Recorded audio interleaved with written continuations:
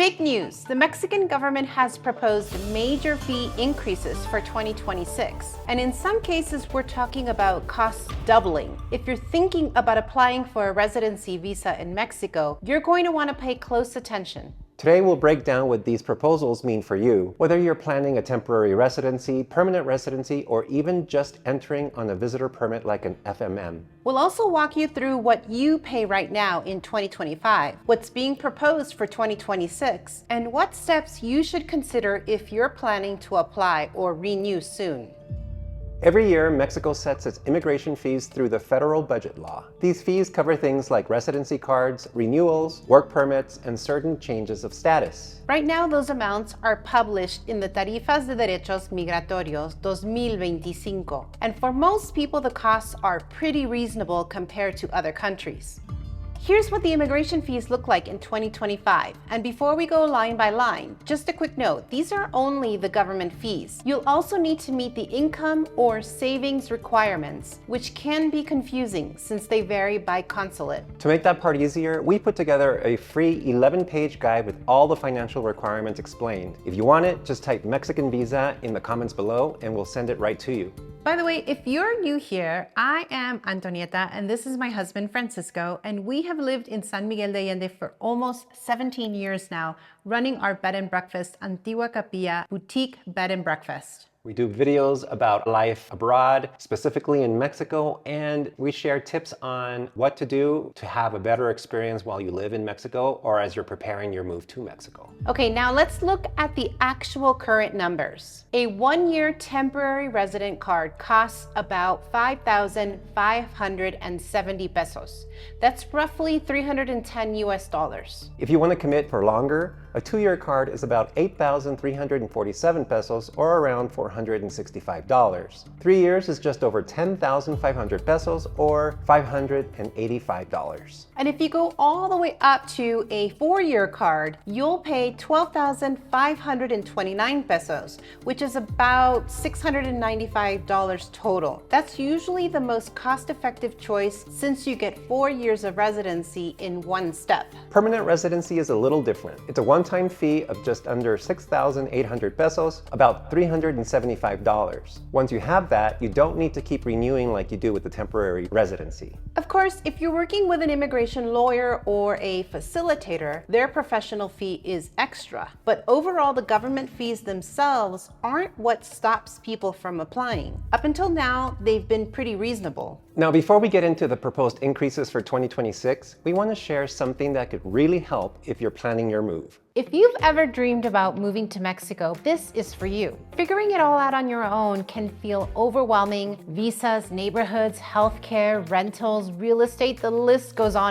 which is exactly why we're hosting our very first Move to Mexico Discovery Week in San Miguel de Allende to give you clarity and answers you need all in 1 week. It's happening March 2nd through March 10th, 2026, and we only have 10 rooms available. Once they're gone, that's it. You'll settle in for 7 nights at our boutique B&B Antigua Capilla. We will explore San Miguel, Guanajuato, and Querétaro at a pace that lets you really see what life here feels like. You'll sit down with the immigration lawyer we trust, the health insurance broker we recommend, the real estate and rental agents who know the local market inside and out. So scan the QR code or click the link in the description to reserve your place today.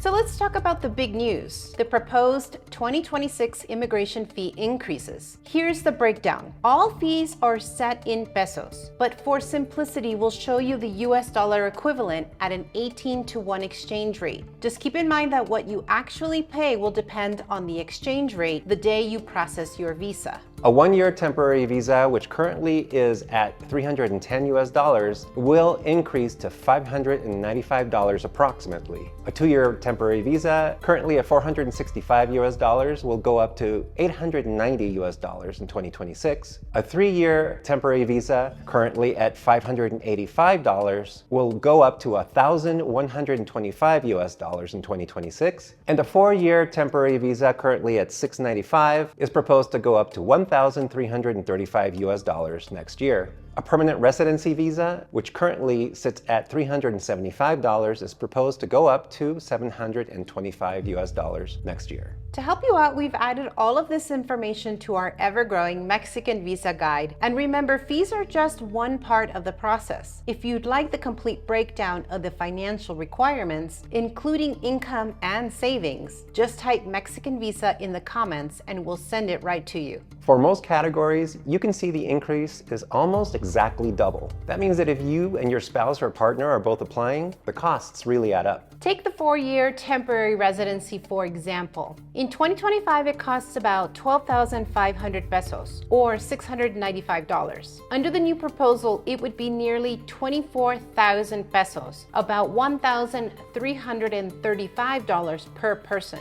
For a couple, that's over $2,600 just in government fees. Even short-term visitor permits are going up, though not as dramatically. The visitor permit without permission to work would rise by about 14% from 861 pesos, about $48 to 983 pesos, which is around $55. For the visitor permit, that fee is automatically added to your airplane ticket. So if you've ever noticed a line item you didn't recognize, that's probably what it is. While $55 may not seem like a big change for a vacation, the doubling of residency fees will definitely be felt by anyone planning to live here long term. There is some potential good news for 2026 though. There are big changes proposed for the financial requirements that could slow down and might even lower the solvency thresholds for both temporary and permanent visas. We recently did an entire episode dedicated to that, which we'll link right here and in the comments so you can watch it after this one.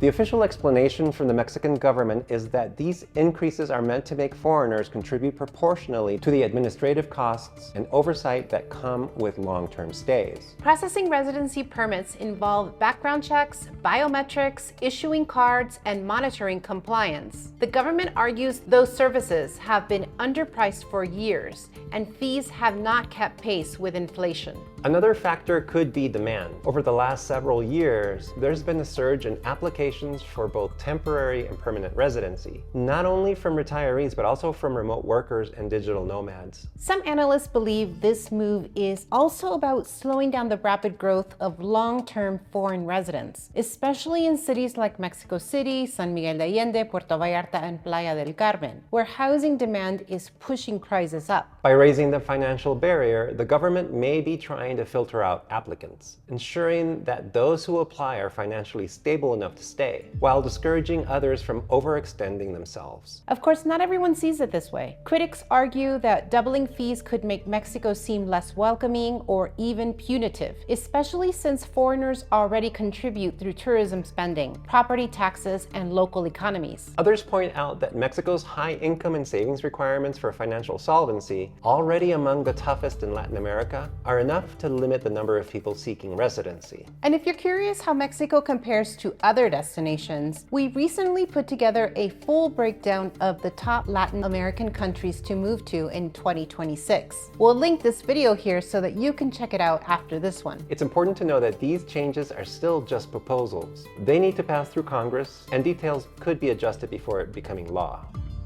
For individuals or families, this could be a big jump in costs. A couple applying for a 4-year temporary residency together could be looking at almost 48,000 pesos in fees, and that's over $2,600 just for the cards. For digital nomads, retirees, and families, it means higher upfront costs. And if you're renewing or applying for the first time in 2026, you'll need to plan for that too. The biggest impact will be felt by people applying as couples or families, since each person pays the full fee. That means a family of 4 could be looking at nearly 100,000 pesos in government fees alone. And for retirees on a fixed income, this might push some to reconsider whether to apply for a shorter term first or whether to go straight for permanent residency. And for digital nomads, it's one more signal that Mexico is raising the bar. With the income requirements already high and now the government fees doubling, some argue that this may push some to explore other countries with lower entry costs. On the flip side, if you're already settled here or already hold permanent residency, these changes won't affect you directly. But if you know people who are planning their move in 2026, it's important they're aware of what's coming. If you're already eligible, it might make sense to apply or renew before 2026 to lock in the lower rates. That way you avoid the proposed doubling of fees. Remember, you start the process in your current country of residence, and you are not currently required to live in Mexico to maintain residency. Technically, these are still just proposals until Congress approves the 2026 budget and it's published into law. But given the ruling party's majority, most analysts expect these increases to pass largely as written. And as always, different Mexican consulates abroad may have their own process, exchange rate conversions, or additional service fees. That means what you pay at your consulate could look slightly different than the official peso fee listed. Another strategy to consider is whether to apply for temporary or permanent residency first. For some, going straight to permanent residency can be a money saver in the long run, since it's just a one-time fee instead of renewals every year. Families should also plan ahead. If you're applying as a couple or with kids, those fees multiply quickly. Budgeting now can save you stress later. And just to clarify where these fees are actually paid, the big amounts we've been talking about for temporary and permanent residency are collected at the immigration offices here in Mexico when you finalize your card or when you renew. That means you'll need to plan a trip to Mexico to complete your process. Another reason to consider applying in 2025 while the current rates are still in place. At the consulates abroad, you'll usually just pay a smaller service fee for the application itself. And for visitor permits, that charge is automatically added to your airplane ticket unless you're already a Mexican resident. In that case, when booking your flight, make sure to select the option that says you reside in Mexico so that you don't get charged the visitor fee by default. Bottom line, timing and preparation matter. If you're aiming to apply in 2026, it's safest to assume these higher fees will be in place, and plan your budget and strategy accordingly. And if you'd like some personalized help figuring out the best timing and strategy for your situation, we also offer one-on-one consultations. Just scan the QR code on the screen or click the link in the description.